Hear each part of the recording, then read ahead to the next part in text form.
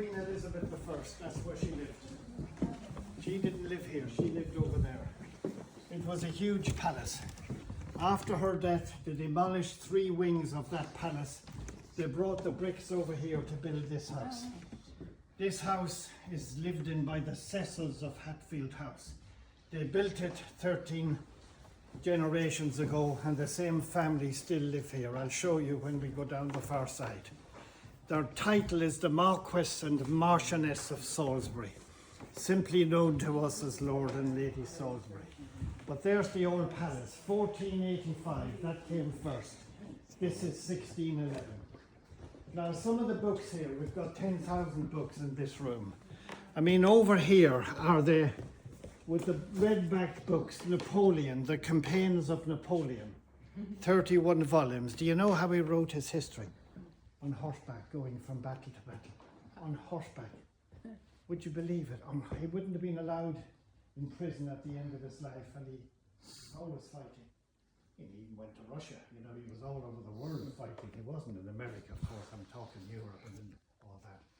So, the Darwin books, the whole range of Darwin books are here. Look at the Darwin books. The whole range of Darwins. Are they printed or handwritten? Oh, all printed, all printed. The printing press came out in 1480. These are all printed. The Darwin. Darwin, there we are. Look at them there. Origin of species. And the oldest books in this library are here. 1528, The Philosophies of St. Augustine. 1528, printed in Basel, Switzerland by Froben. Linen paper, vellum paper, strong books. A librarian once said to me, they are proper books. I said, what do you mean? She says, well, those books were mass produced in the 1800s and they would have weak spines and weak pages. But here, she says, proper books. Never forgotten the term. Father Christmas sits here every Christmas in this chair. The fire is roaring and he gives gifts out to the children of this estate. My granddaughter has been here 3 years running when she was a little girl. She's 13 now. And Father Christmas is here giving presents out to the estate, children of the estate, and that fire is roaring, a proper fire. 10,000 books in this lovely, lovely room. A mixture of books. Who's that a portrait of? The guy who built the house, Robert Cecil, the first Cecil, Robert Cecil, built this house. And he built this house to show off to the new monarch. This house was built to show off to one man, the monarch who took over after the death of Elizabeth, James VI of Scotland, who became James I of England. Got a couple of lovely rooms to show you. Let's go ahead. And mostly French books on this side, mostly French. Oh yes, oh gosh yes, the house opens Monday to the public, bank holiday Monday. Elizabeth's gloves. They're the gloves she wore. Queen Elizabeth I, long, slender fingers. Bit of a fashion icon. Obviously, wanted to show off. Why not? Why not? Before we go down here, just have a look in this room. This was set up yesterday by the butler.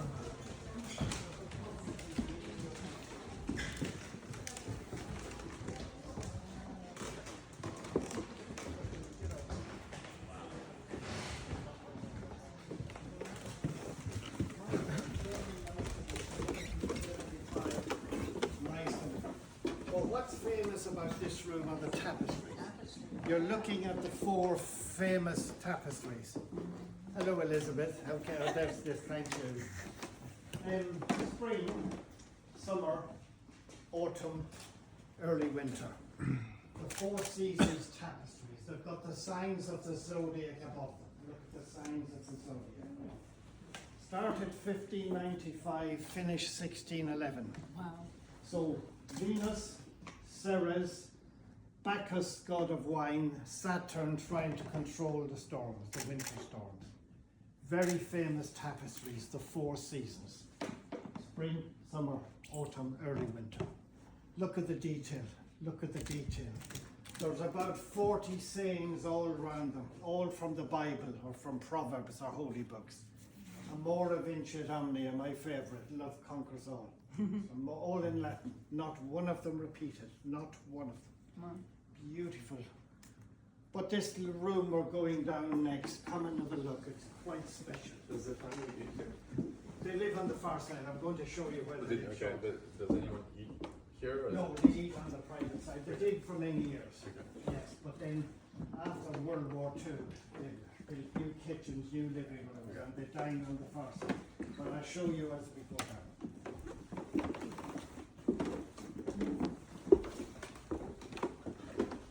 Have a look at the views here.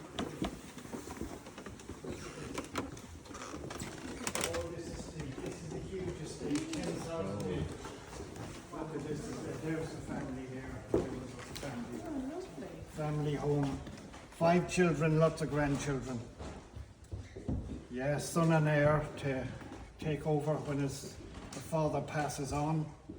And that will be the 14th generation. What a view. You're looking south towards London. You've come in the back door. This is the front of the house. And all the visitors, the important visitors, when they come here, will come down this avenue. Amazing. Unbelievable. What a beautiful view. The long gallery. In the old days, it was used for 2 reasons. Every big house had to have a long gallery. And the ladies would have exercised in the winter months in those days. But there's something else. This house was a military hospital during the Second World War. I just want to show you a photograph or two. Come and have a look at this. So this house, before that, was also, let me show you, Queen Victoria came here. That ceiling was painted for her. And there's a drawing of the room when she was here. Look at the ceiling, and she sat on a sofa here. So the aristocracy, look at the aristocracy, this was the great ballroom. But Second World War, this was a hospital. Every room was a hospital. And look at this, look at this. This room, look at the ceiling, the golden ceiling. Beds everywhere. Oh my God. Can I tell you a little story that happened to me 4 years ago in this room, a gentleman, a very smart gentleman, well dressed like you gentlemen. The only difference was he had a tie on. Most people who come to this house wear casual dress. And I saw a gentleman coming through that door and he spotted my badge. And he came straight to me and he said, "Dermott, I have a little story I'd like to tell you.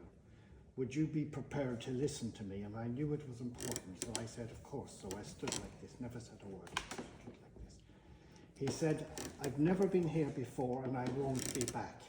But I've come in memory of my late father, who was an injured soldier in this house during the Second World War." He said, "In fact, he was in this room, the long gallery, and I've come here today in his memory." So I thanked him for sharing that story with me. He said, "That's only half the story." He said, "The lady who nursed him in this ward," and that's the word he used to me, ward. "The lady who nursed him in this ward fell in love with him and married him. And I am one of 3 children of a very happy marriage." Isn't that lovely? And he was gone. I've never seen him since. I didn't ask him any questions. I kind of wish now I had. But it was his choice. He was gone. Lovely. Come and I show you some. Come and see this. Come and see this. Come and see this. We're now looking down on the room where the painting is of the Queen. You've been in there, I think, today. Look. Lectures going on now. And I'll tell you why that is here. Come and have a look, because there's a reason for this. The servants in the old days, looking down the peepholes, checking on the banquets. That was the great banqueting hall. How did they tell their colleagues that they needed more wine or food? Yes. No phones, no walkie-talkies. Yes. This is how they did it. The hidden doors are all behind you. Look at this. Let me show you 1 or 2 of them. This was the most important door back then. We're talking in the 16, 17, 1800s. They opened this door and they either ran down or they shouted down, "Quick, they need more wine." Narrow stairs for servants down there. This was the control point. The food went underneath, but this was the control. This was the control. Now this door here leads into the room we've just been in. Through that door, you know, where the tables are dressed out. So another hidden door here. And this hidden door leads up to the roof. This leads up to the roof above us. But I want to show you one last door. Now this will surprise you. Let me see this. And this is all original. Look at this. Oh, wow. It shuts this room off. Yeah. So does this come out. Look. It shuts this room off completely. So you have the aristocracy here, and you have the servants here, running the house through the hidden doors. And these people don't know, they just get on with their lives. Aristocracy, servants, hidden doors. This is all original, all original. 1611 English oak from this estate. Let me tell you what this house cost to build. Wait till you hear this. This house in 1611, it took 4 years to build this house, that's all it took. Thousands of people built this house. It cost £10,000. The carving, it then took 4 years. The carving was done for the final 6 months. The final 6 months, and cost £38,500. In other words, the carving the wood cost 4 times more in 6 months than it cost to build the house in 4 years. So you're talking master carvers, not cheap wood. And that's why this house has lasted. And look at the door, a door. So if that, remember that's over here. So how do I get in? There we are. There's my way in to here. It's just all original, all original. Well, the cradle for royals. King Charles I was in that. His mother's initial is on the cradle, A.R. Anne Regina, Queen Anne. And she had 3 children. King Charles I, who was executed eventually, that was his cradle. And then, yeah, so I'll pull it and look at the golden ceiling, painted to show off the gold. Now we've got a couple more bits for you to see. Come down this way. The family live on this wing, on this side. Just one of these. They live on this wing. They have the whole wing, except for one room which we go in a sec. Now listen, there's another secret door here. I'm going to open it and go in and have a look. But you need to be quiet because the meeting is below. You know the room I'm talking about. But pop in, they'll have a surprise to see you. It's the minstrel gallery. They play music in here. There's concerts.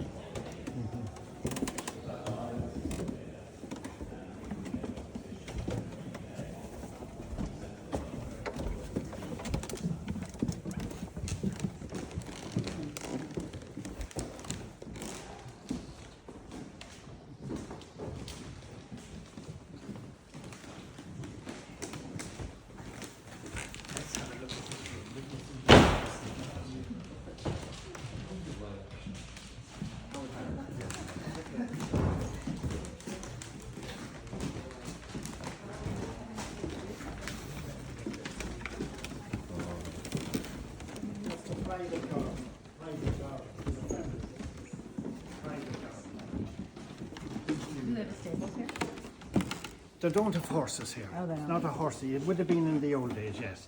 It's a doggy estate. They've got big Newfoundland doggies. Oh, big okay. Newfies. Look at this. Look at this room. 61 portraits. 61 portraits. That's the King James drawing room. There's King James. This house was built to show off to him. But have you noticed something unusual? They're in front of tapestries. How unusual, but it gives the room a warm feeling. We've got a very famous portrait of the Queen up here. Come and have a look, please. The ermine portrait, that's the famous ermine portrait.